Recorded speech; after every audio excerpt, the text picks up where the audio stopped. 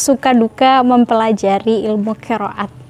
Karena kan melihat apa yang disampaikan Neng Hilya tadi bahwa metode bil hifdi itu cenderung lebih susah ya, bisa dikatakan cenderung lebih rumit karena harus mikir 2 kali, mikir hafalannya dan juga mikir teori qiraah sab'ahnya. Itulah yang membedakan antara qiraah bil hifdi dan juga bin nadri gitu. Nah, suka dukanya dalam mempelajari qiraah sab'ah secara bil hifdi ini bagaimana? Dan bagaimana proses awalnya dulu, mungkin pertama-pertama apakah sempat stres?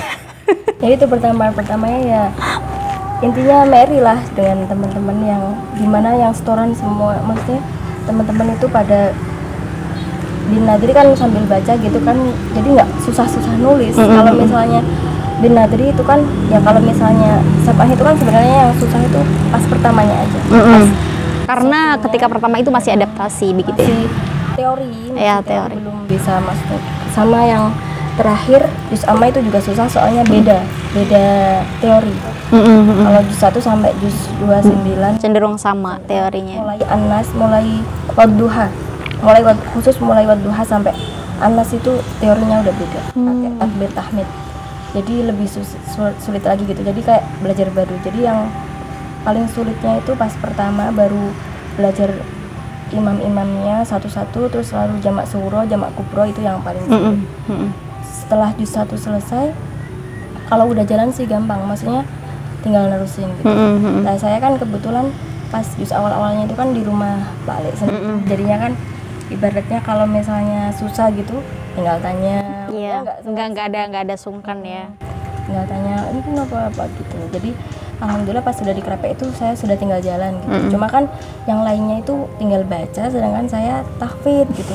Jadi yang lainnya itu kalau maju kan bisa sambil baca gitu, nggak perlu nulis. Kalau saya tahfidz harus sambil nulis dulu. Jadi kalau belajar itu harus misalnya satu kaca ditulis harus per ayat. Ini khilafnya siapa aja, imam siapa aja. Baru setelah saya tulis, baru saya hafal.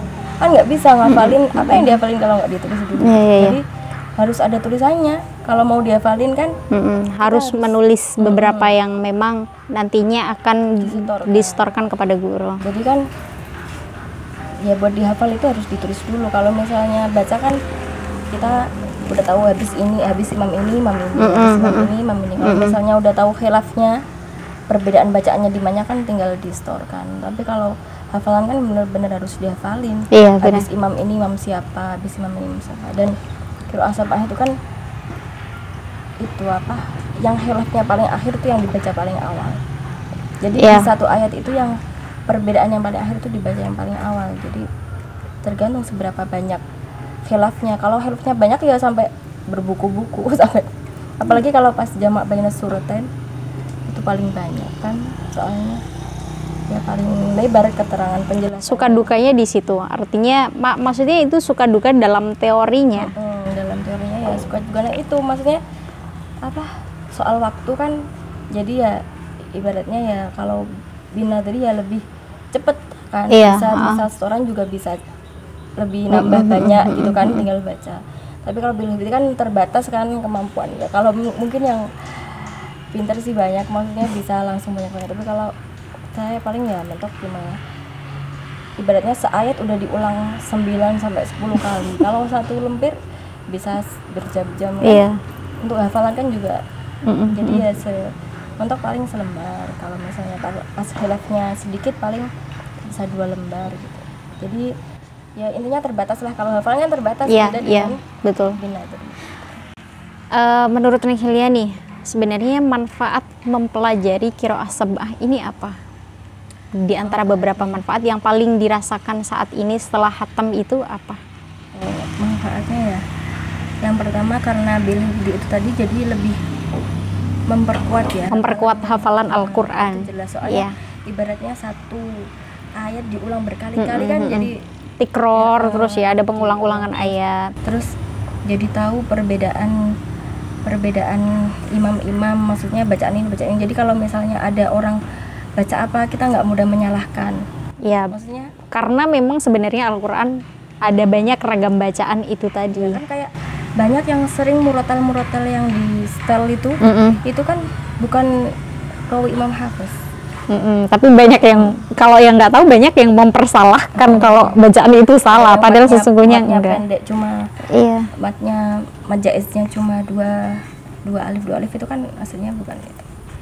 Jadi lebih tahu gitulah, lebih tahu maksudnya.